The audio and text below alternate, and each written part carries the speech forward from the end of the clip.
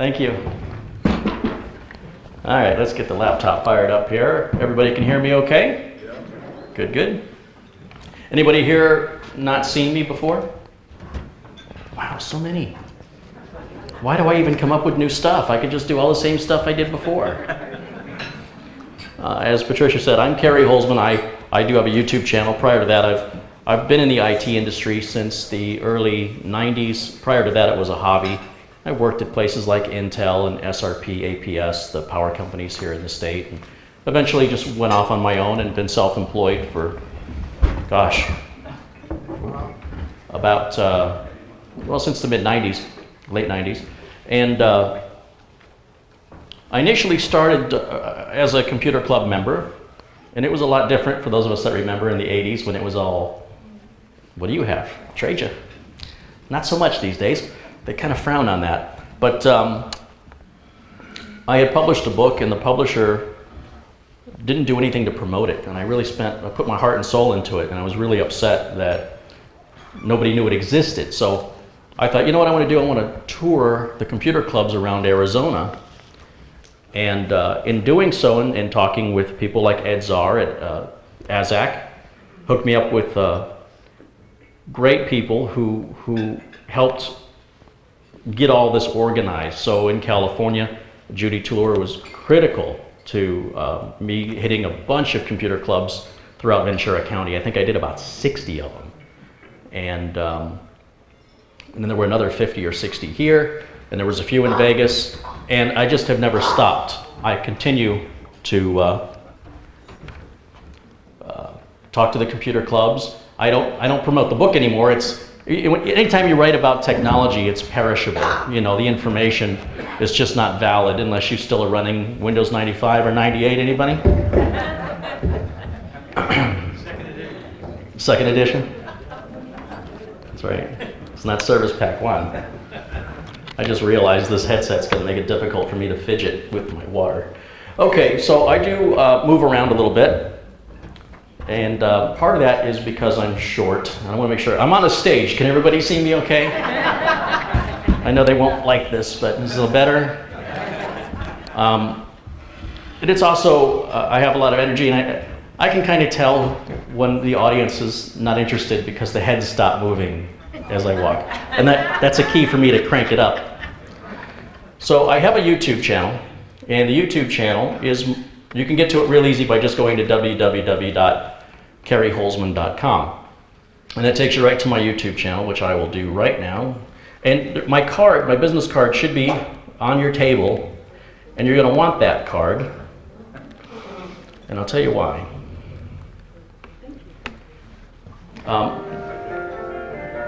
Let's see. Yes, the kitchen. The kitchen. The kitchen is where I work, and I get a lot of razzing about that, especially from my wife. She doesn't like it at all. But the kitchen's bright, and there's a lot of room for me to work. And I show how to build a computer. I evaluate and review products. I don't have any paid sponsors, never have. So everything I do is real customer equipment or my own personal equipment that I have to support. You know, when you watch a normal review, somebody gets a thing and then they look at it for 2 weeks and they evaluate it and they say it's good or it's bad. I don't do that. I'm filming the work I'm doing. This is a real computer going to a real customer, and I have to support it, theoretically, beyond its warranty, because the customer is going to call me whenever they have a problem with it. So 4 or 5 years down the road, if that turns out to be, you know, an unreliable computer, I'm going to have several customers that are affected by it, and it's going to affect my opinion of that company. And there are certain brands I use because of that have resulted from that experience. And I think it gives my reviews a bit more authenticity because it's coming from basically evaluating real world instead of trying to replicate real world. Now, one of the things, Patricia says, he doesn't tell us what he's going to talk about because I never know what I'm going to talk about. Told ya. Here's the thing. I talk to a lot of computer clubs, and the level of what they know, or the areas that they're rich in knowledge, varies from one computer club to the other. They may have somebody who's part of the computer club who's an expert photographer, who is a retired IT manager. And those computer clubs, you know, they're difficult to impress. And you guys are also on that upper, I have to remind myself, I'm not talking to a regular computer club here. You guys are more knowledgeable in general than the average computer club member. So I'm going to try and consider that on the topic I want to talk to you today about.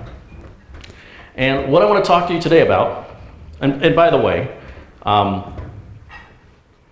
if you have any questions at any time, feel free to raise your hand, shout them out. I like this to be interactive. That's why I don't know what I'm going to talk about, because I don't know what your questions are. Now, if you don't ask any, don't worry, I can talk. But I can't guarantee you're going to be interested in what I have to say, and that's not my fault because you didn't ask me a question. All right, we're good on that, right? All right.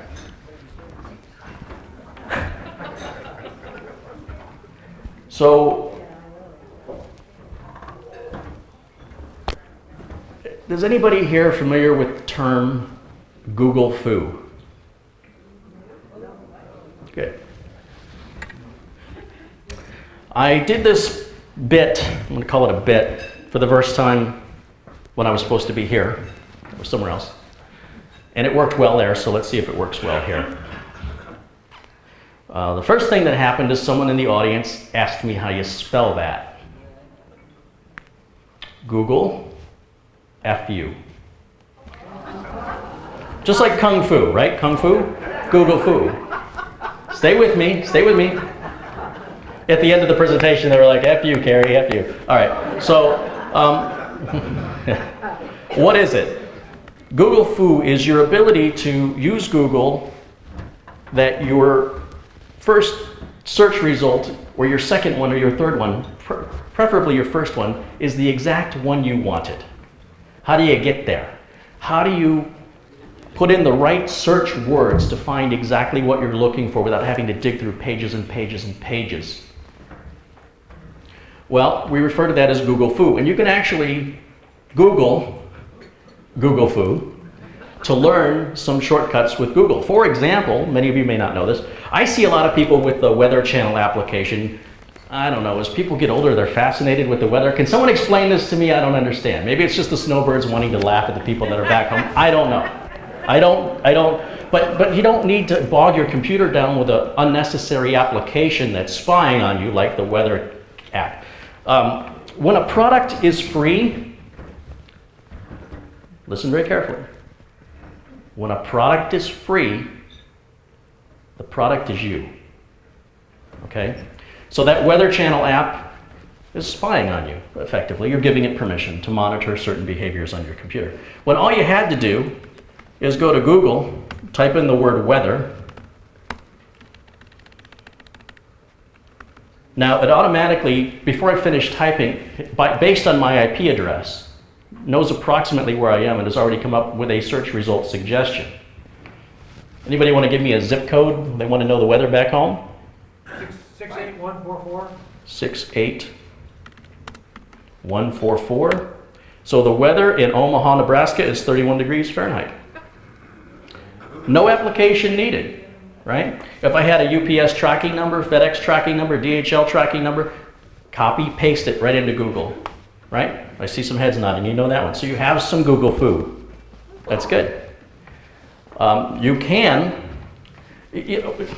Katie did a great job on the Windows 10 presentation, but I had to scratch my head a little bit about some of the things Microsoft is doing as introducing these great new features in Windows 10 that I've already got, all of us already have if you install Google Chrome.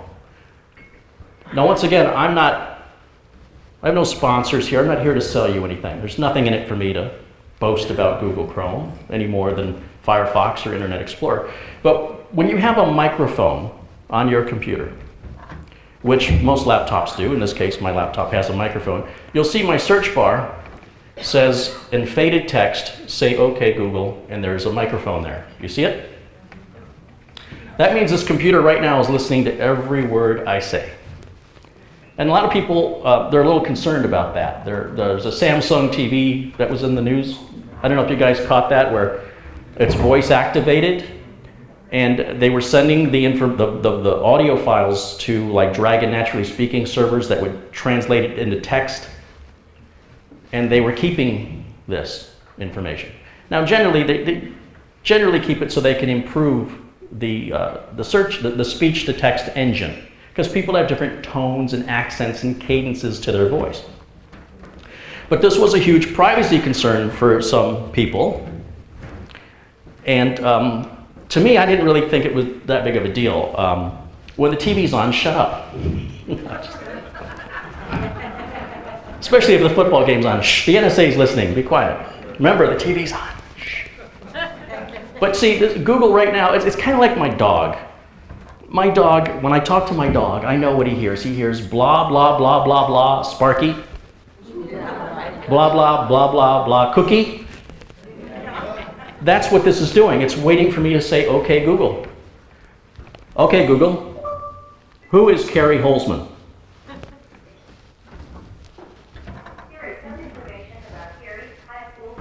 And it didn't work.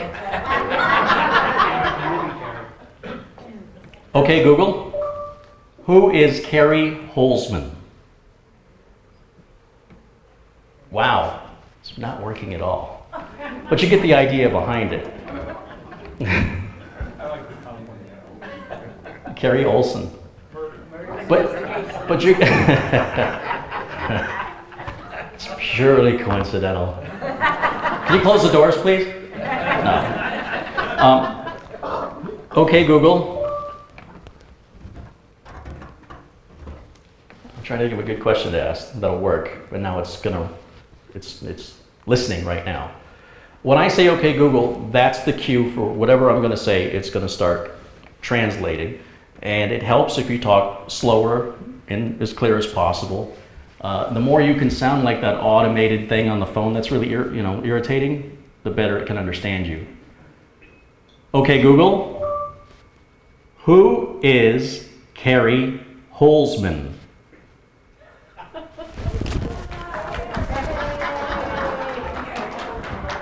Now, yes, I could have typed all that in 2 seconds and been done with it, but that's technology, that's advancement. That's right. And you heard it spoke just like the applications like Siri or Cortana, it's Google. The difference is when it's on your operating system, you can use it to search for files and folders and things like that. But the technology that they're bringing into Windows 10 is already there. Multiple desktops. They introduced that in Windows 95. I never used it. Never found quite a use for it. But hey, it's brand new again 20 years later. Just like my haircut. So,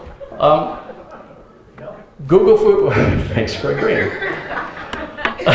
So your Google Food is your ability to use some tips and tricks in Google that can get you to your search results faster. Now there's a great number of free bits of software, keeping in mind when the product is free, the product is you, that can help you with your search. One's called Web of Trust. Have you guys heard of Web of Trust? You're familiar with it?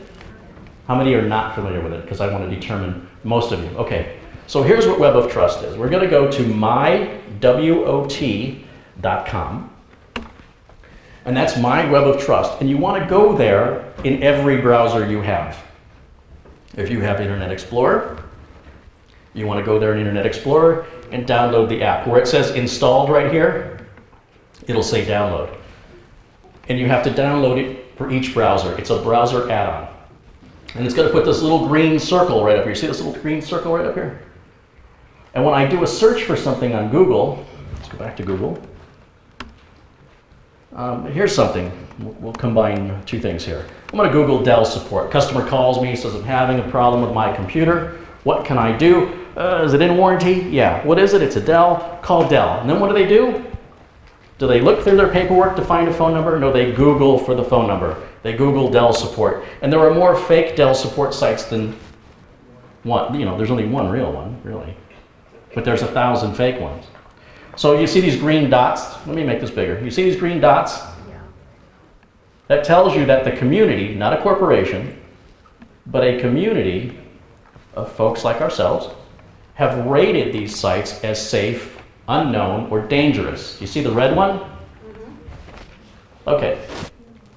This doesn't mean you have to pay attention to any of this, and it doesn't mean you have to sign up for anything. If you want to submit your own ratings of sites, you have to create a free account to do that. If you just want to benefit from all the work the world is doing that use this application who are registered, nothing wrong with that. That's what I'm doing right now.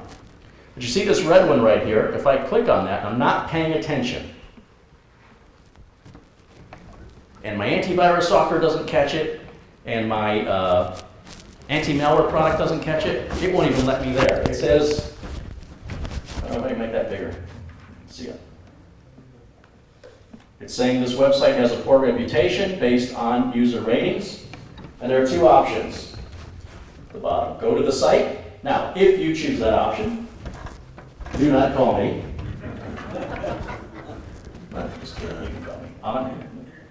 Your money's as green as everybody else's, but you can avoid that by not clicking on that button. Pretty much take my advice is, unless you know for a fact that that's a good website, hit the go back button. Find another site. Whatever you're looking for, you could probably find it in 100 other places on the internet. It's a free browser add-on. My Web of Trust. Now, I combine that with security software and Windows updates. That's how I keep myself safe. That's how I keep my clients safe. What security software? Well, everybody's got an opinion on that. And, you know, there's a part of me I really don't like paying for security software. I feel like it's the mafia in the Prohibition era, where they like, it's a pretty nice computer you got there. It'd be a shame if something were to happen to that. Give me some money. But none of these PC security programs can guarantee your safety. They can't guarantee 100% that you won't get infected. I get phone calls from clients, and it goes something like this. I think I have a virus. Okay? I can help you with that. But I don't understand how I can have a virus when I've got Norton antivirus or whatever antivirus. And I would say, well, listen, in my shoes, what I just heard is, help, I just got in a car accident, but I don't understand how that's possible. I drive a Volvo. PC security software does not exempt you from making smart choices behind your keyboard any more than driving a Volvo exempts you from making wise decisions behind the wheel of your car. And while Volvo may talk about how great and safe their cars are, they would never go to the extent of saying that you would not be possibly killed or injured in a car accident. If you want to drive the Volvo into a tree, it will let you. You could put the best security software on the market, whatever that is at this minute, because it's always changing. Over 75,000 new viruses are introduced into the internet each and every day. By the way, half of 1% of which are actually viruses. Viruses are kind of not really used anymore. They're out there, but not so much like malicious software. We call it malware. And malware is any software that has a malicious intent. So that could be spyware, trojans, adware. People ask me, how did my homepage change to ask? My search engine changed, how did that happen? And ironically, it happens because they downloaded some free application, not uncommonly a free antivirus product. Bundled itself with a potentially unwanted program. We call those a pup. They should just remove the word potentially. If you run a program and it says you have so many pups, they should just be ups. They're unwanted programs, trust me, there's none of them you want. So how are you getting these? Well, when you're installing, I'll tell you one of the worst offenders, Java. Very important to keep Java up to date. People talk about the security of Windows, but people also need to emphasize the security of all the things you installed on Windows. Keeping your browser up to date. If you've got Google Chrome or Firefox, click Help and About, check for updates to make sure you're running the latest version. Make sure you're running the latest version of Java, Adobe Reader, Adobe Flash. Because even though you could secure everything else, there's exploits in those programs, and that's why they're updated constantly. But when you go to update Java, and you just click next, next, next, next, next, without paying attention, you're giving it permission to install a toolbar and to change your homepage in some cases, or to install the McAfee security suite or whatever it is that they made a deal with. Well, there's a great free program called Unchecky. Unchecky.com. Now the good news is when you go to download and install this, just drop my microphone. When you go to download and install this, you don't have to uncheck any boxes to get any unwanted software. Thank you, Unchecky, because that would be ironic. You ever seen those tools they sell to help you open those clamshell packages? You ever seen those? Yeah. You ever tried to get one out of its package? So anyway, with Unchecky, it's a little tiny application. It's running right down here in the system tray, this little gold circle. And what it'll do is it won't block or uncheck all of the bundled add-ons to what you're downloading, but it will do the most common ones. And it just automatically unchecks those optional offers that are checked by default so that you can just go next, next, next, next, next, and not have the unwanted program installed. Completely free, unchecky.com. And Unchecky updates itself. It's all self-sustaining. Same with Web of Trust, two great free utilities. Now, some people don't think they need antivirus. And this company called Emsisoft has this great blog, and it's 40 reasons why you don't need antivirus. And what I like about their approach here is they're not using fear to get you to buy or be concerned about your PC security. They're using humor, and in this case, sarcasm. So here's 40 reasons why you might not need an antivirus. You don't share any files or links with your coworkers. I don't know why this is over here. If I can get there, I can't. You believe the government would never spy on its citizens. You work at a security company, so you don't need it. You don't believe in ransomware. You always read a company's privacy policy in full. You think people only steal cookies from the cookie jar. You don't have a smartphone. Hey, I'm clear, I'm good. You don't download freeware ever. You think a pup only stands for a four-legged pet. You have no money that anyone could steal from you. It's me. You're a good and honest person and no one would want to do you any harm. Yeah, so you don't need antivirus, don't worry about it. So yes, it's very sarcastic, and I love that. I love that they've got a sense of humor about it, and they're saying, one of my favorites in this list is it basically says you have your own personal IT staff who like nothing better than to rebuild your computer every couple of weeks. And so I like that, and I said to Emsisoft, they said, this looks like an interesting product. It's advertised as an anti-malware product, not an antivirus product. Because it does detect viruses, but it mostly is detecting malware and preventing it from getting on your system. Nothing's 100%. And I said, look, I do these presentations, I'd like to offer your product to everybody. What do you think? And they said, well, they can all get a 30-day free trial. And no, 30 days isn't enough.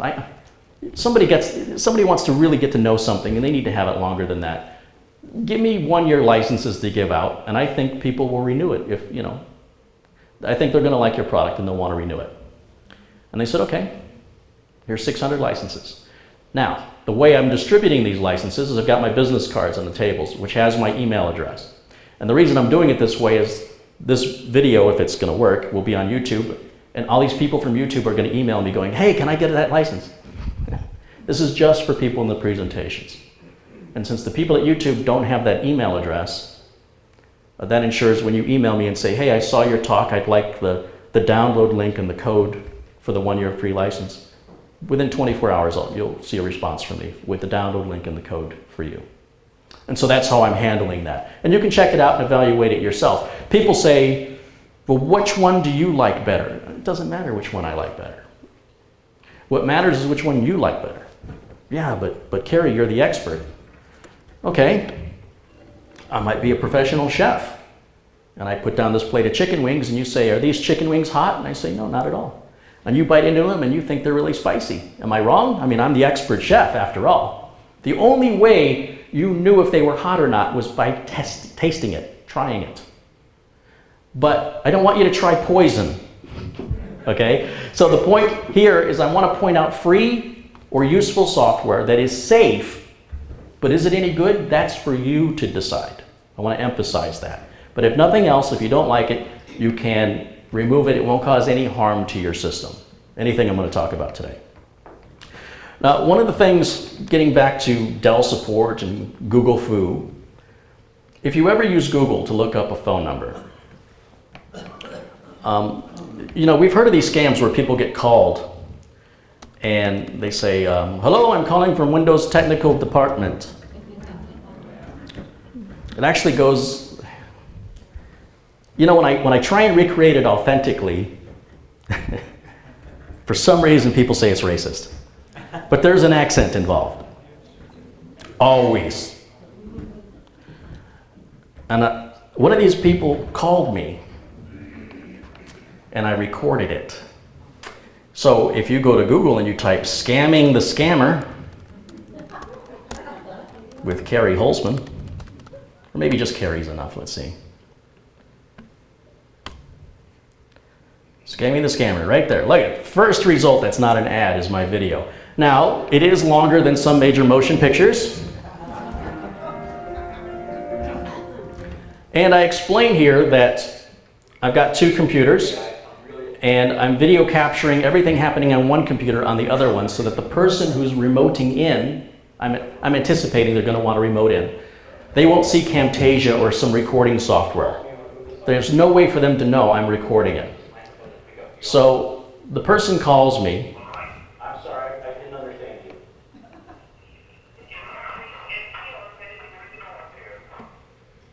He introduces himself. You've got good timing. I just walked in the door. So what can I do for you? Are you trying to sell me something, or is there a problem? Not talking to a salesman. He wants me to make sure of that. Not here to sell me anything.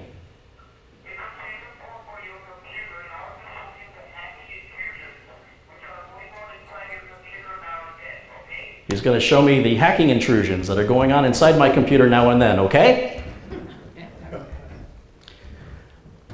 What do you think his name is? George. Steve Wilson. Doesn't that sound like every Steve Wilson? They all sound like that. Which is weird because my birth name is Arun Patel. That's not true. But anyway, I just dragged this guy through for an hour and a half of being skeptical. And for example, he says, I'm calling from Windows Technical Department. I said, Windows Technical Department of what company? He says, Windows Technical Department. I heard you. The Windows Technical Department of what company? Microsoft? Oh, no, no, no. If anybody calls you from Microsoft, that is a scam. Do not entertain that call. He's very helpful. But the point of me bringing this up, and you can check that out on your own time, and it's pretty funny. I asked him, you know, if he was Hindu, and he was, and I said, you know, Hindus are wonderful people. One of the great things I love about Hindus is they believe in karma, that the bad things you do in this life will come back to you in the next life. Do you believe that? He said, yes, I've heard that. Now please click the start button. I think that's what he said.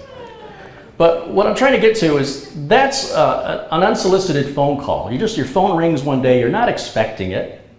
And this person's telling you you've got a virus. It's not real. So you say, uh-oh, I gotta call Dell now. So you go to call Dell, right? And you get this phone number. Now, I've written this phone number down because it's hard for me to, I can't, how do you recreate? You know, when you click on a link, you click on a link, you click on it, you don't even know how you got there anymore.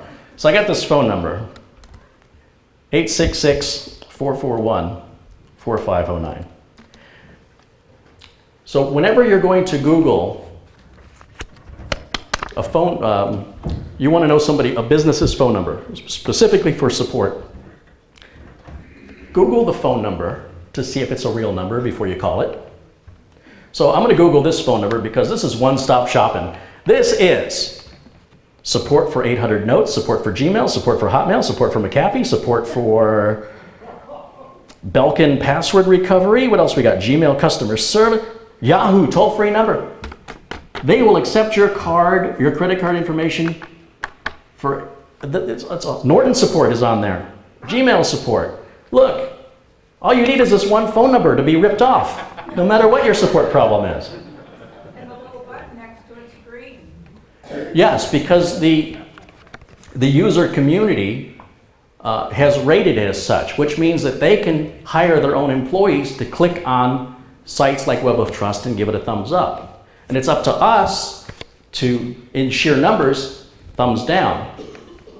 No corporation controls these ratings. The users control the ratings. And yes, these are green, and they shouldn't be. They should be red. But if you want to have some fun, you call that number. But that is not real support. That is a scam.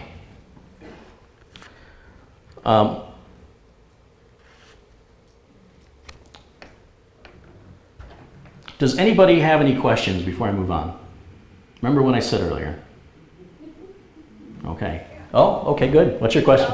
Okay, you talked about the Web of Trust. Web of Trust. Which I'm on iPad and iPhone, and it doesn't work in those, which is I'm very happy. I wouldn't download it anyway. But now you're just showing these are green. So if I were on a Windows-based machine, I don't think I would download it anyway because it's not, it's user compiled. Correct. And they can manipulate statistically. They can. So why would one want to download that software? Well, this is a specific case where I punched in a phone number, which most people don't do. They'll type in like Dell support, or they'll type in whatever their search is, and that often leads them to getting an infection by visiting a site that distributes malware. It's free. It doesn't weigh down your resources at all, and it gives you a little help. Nothing's 100%. My GPS can get me pretty close to your front door, but I got to look out the front windshield of my car. I still have to. So it's just one of the many things that you would consider when you're visiting a website. Absolutely.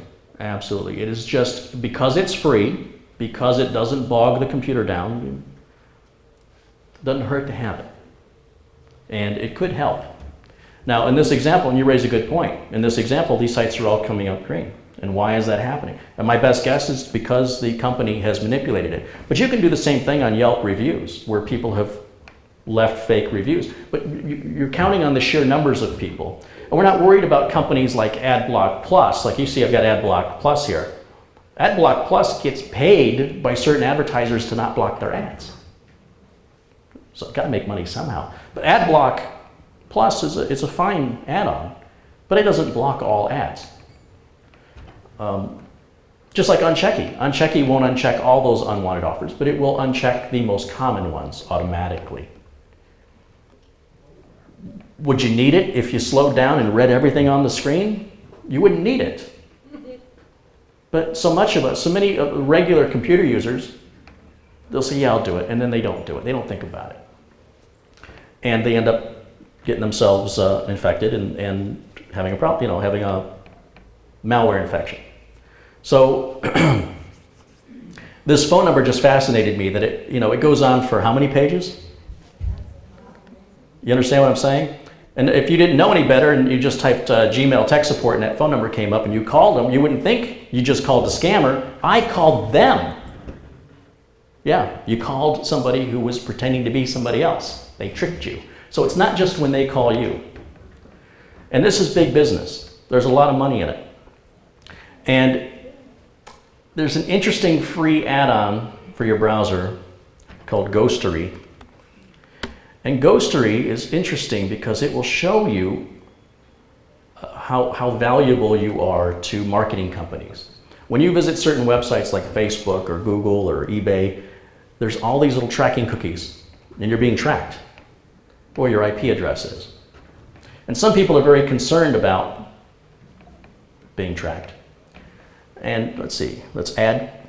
I don't have it on this laptop, so here's how I do it. I click this button, I click add. Pretty much that's it. I think you guys can handle that, right? Ghostery has been added to Chrome. Now when I go to a site, let's go to CNN, you'll see in the bottom right corner, a little pop-up will appear of all the trackers that are watching me. See that list? You're being watched. Just because you're not paranoid does not mean they're not out to get you. You have a value to marketing companies. There's a reason why Google and Bing and Yahoo search, there's a reason why they're free. Because you're the product. Yes? Are all of those things watching you because you're at CNN? Yes. Okay. They've made a deal with CNN. They're paying CNN. That's how CNN is paying for the website. And journalists, it's help paying the bills. So it's not some mistake you made on your PC. I don't make mistakes.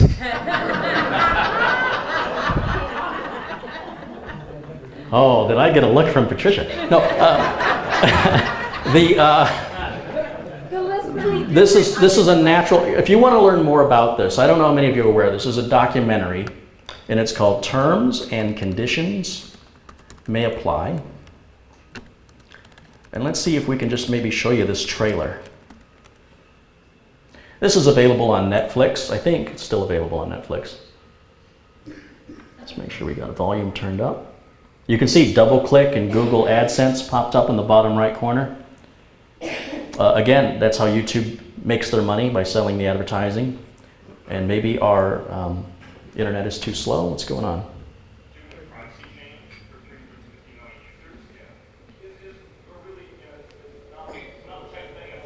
Do we have any way of turning this up?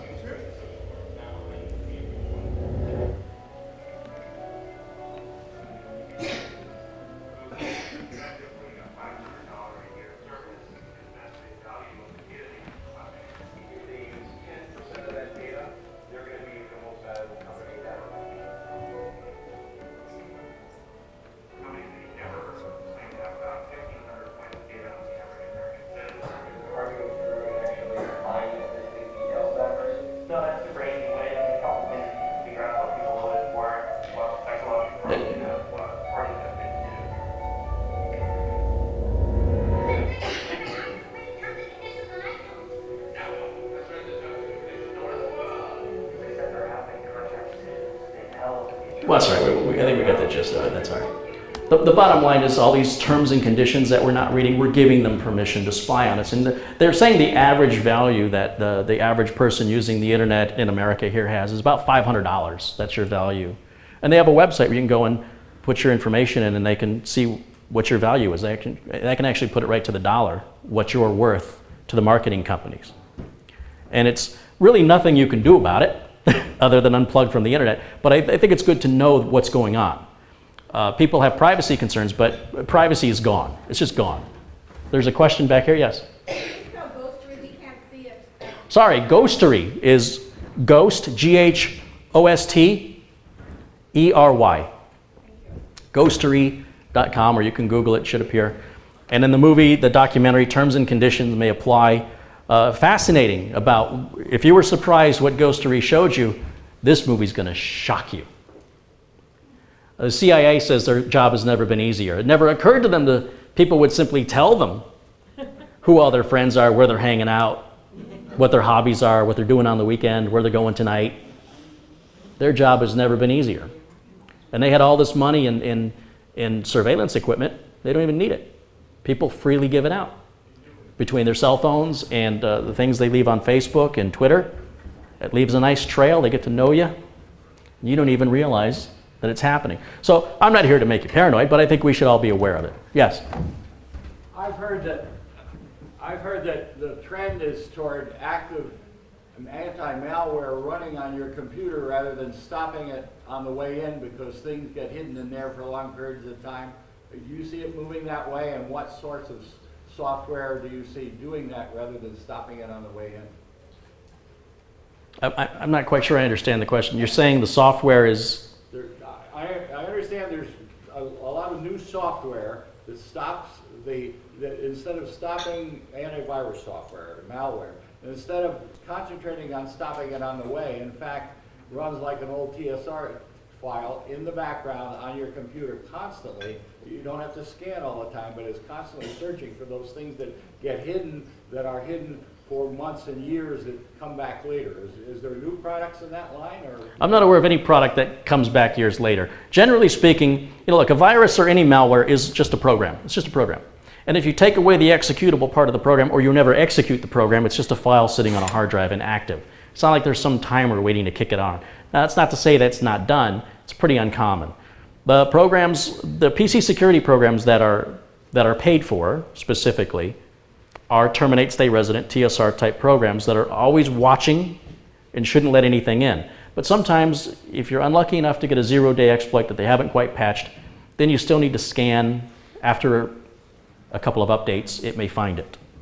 But once it finds it, it removes it. And it shouldn't be on there very long before it finds it.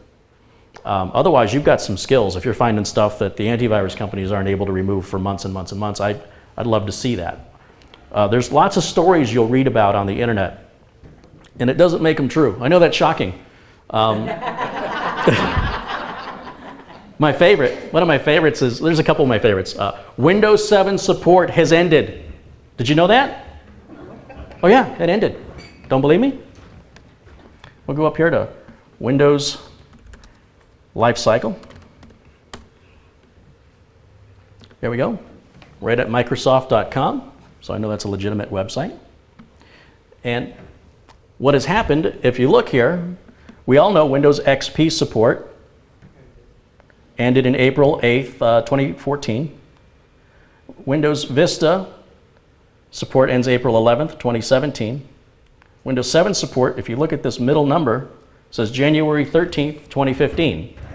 Can everybody see that?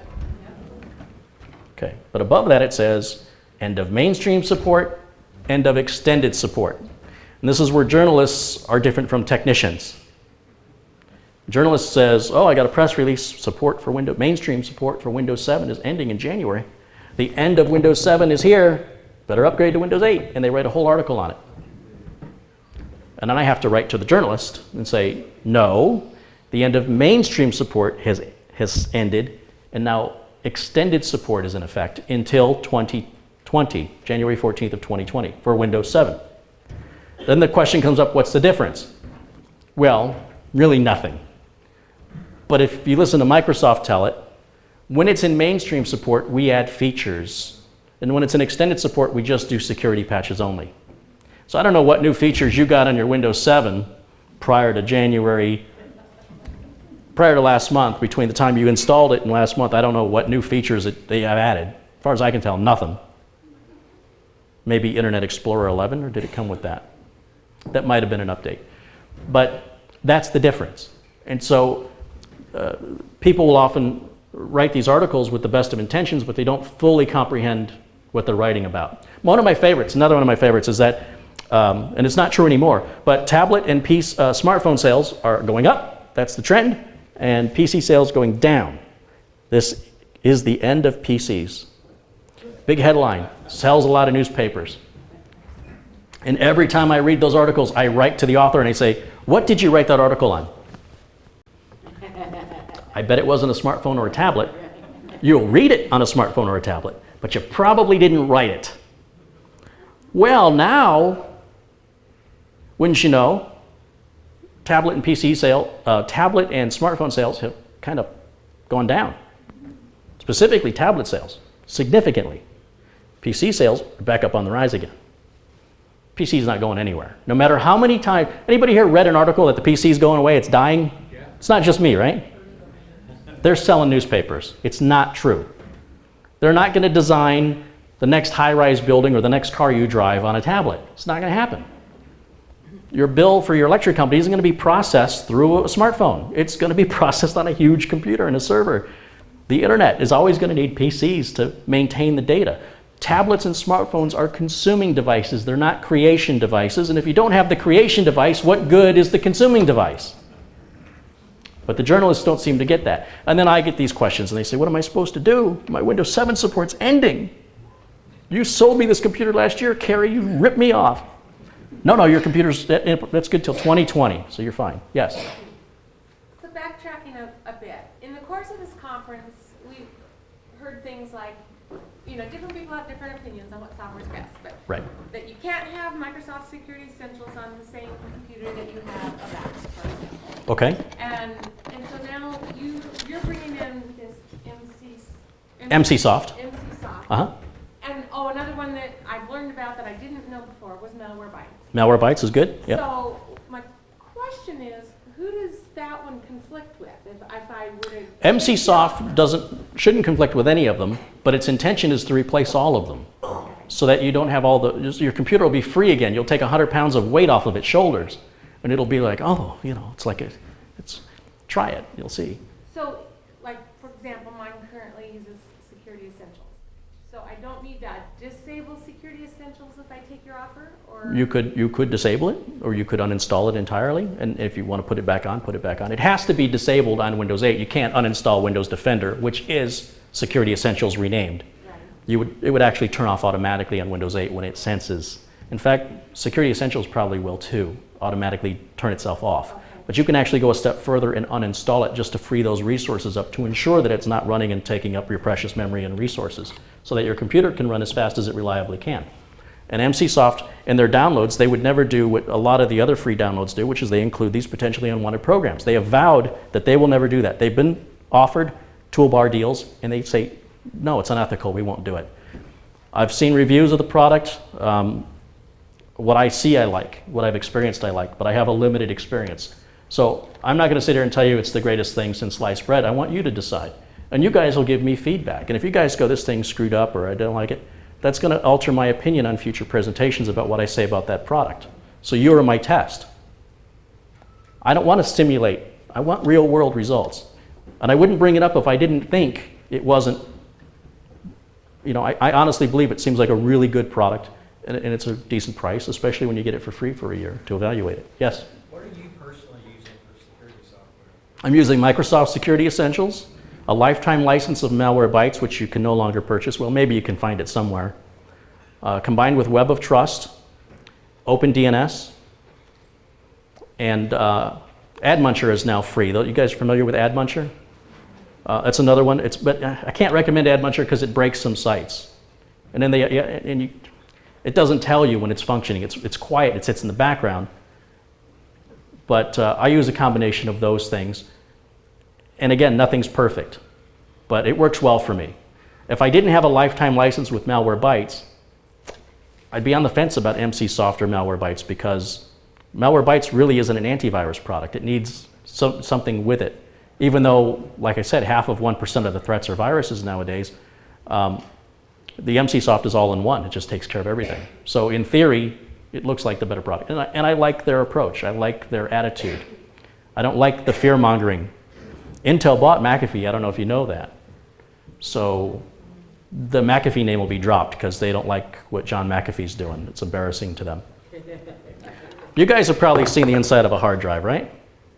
Yep. Everybody here make backups? Yep. Anybody here not making backups? Okay. I want who's ever not making backups, I want you to take a look at this. Can you explain to me how that works? I'd love to know. Now, if you're not making backups, is it a laptop you have? Because this is what one from a laptop looks like. It's miniaturized, same thing. This moves. There's a little needle that goes back and forth, and that's that chattering sound you hear sometimes. Right? So these, when you open these up, one speck of dust completely ruins them. By opening them. By me putting a fingerprint on it, ruined. You're trusting your memories, your pictures, your data to something you don't even understand how it works. Most of us don't understand. I don't understand how it works. I'm not ashamed to admit it. This is a mechanical hard drive. This is a solid state hard drive. And what's cool about this is this technology is so good, they have to artificially make it larger.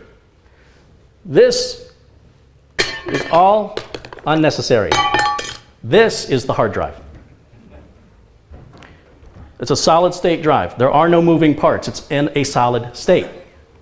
It looks and works like a flash drive, but it's about 5 times faster than a hard drive.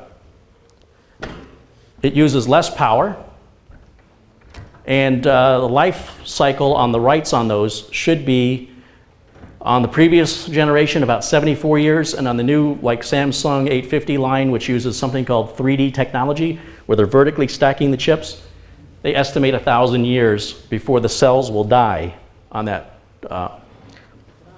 On flash memory, it writes to something called cells, and the cells have a finite number of times they can be written to before they fail.